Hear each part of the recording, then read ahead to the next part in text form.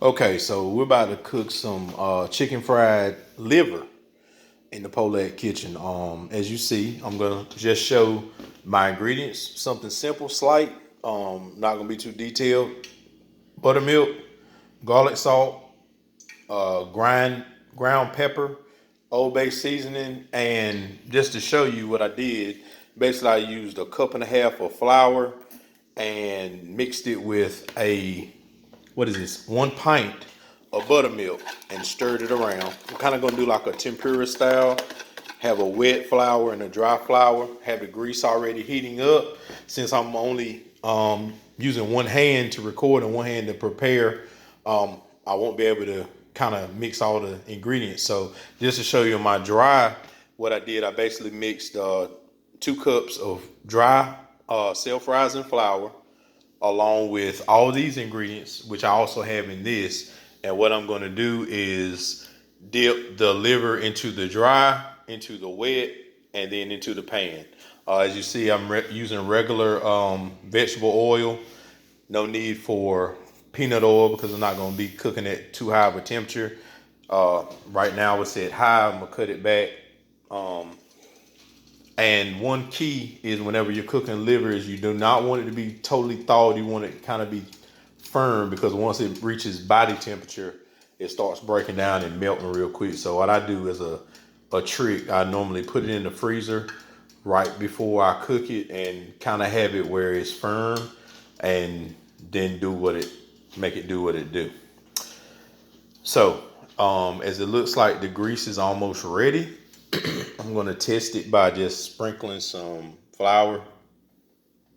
Not quite, probably about another minute. But what I can do is continue to stir. And basically it's going to be similar to a tempura style fry pattern. And that's basically what's going to give you the chicken fried steak.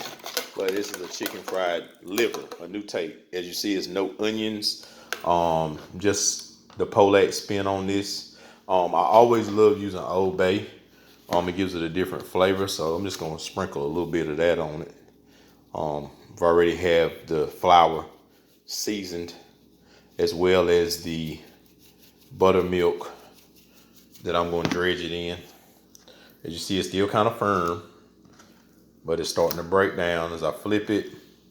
And another tip I use, whenever you're seasoning your meat, if you use your black pepper last, you'll make sure that you're not being redundant and using the same seasoning twice.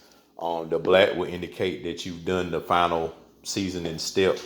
So, okay, let me move this over. You can see we don't have the most space in this area, but we don't want to make too much of a mess because we're going to go from the dry to the wet to the pan. So let's sample to see if it sizzles. And it floats, so it's time. So we're gonna just dredge the liver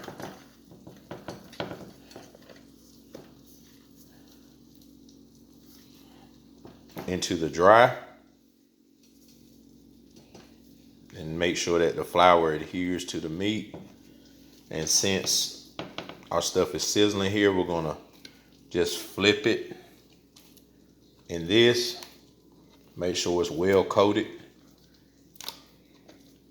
And of course, you're gonna have your fingerprint marks, and we're gonna just go in, shake your pan so it doesn't stick. And we're gonna continue this so we can fit all 3 of these sections or portions into the dry. And like I said, this is the Polack kitchen. This isn't Rachel Ray.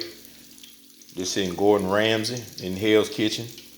But we're gonna have a nice product when we're complete.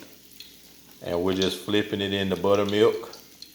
And the acidity of the buttermilk is also gonna make it be tender.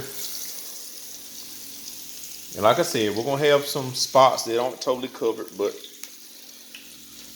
we're gonna make sure that this stuff is tender. And by the time I flip the last section, we're gonna be done. Thanks for watching, and I'll have a part 2 on this as my Android is running low on battery space. But hopefully I'll be able to add the last section to the pan, and part 2 will show the after effect.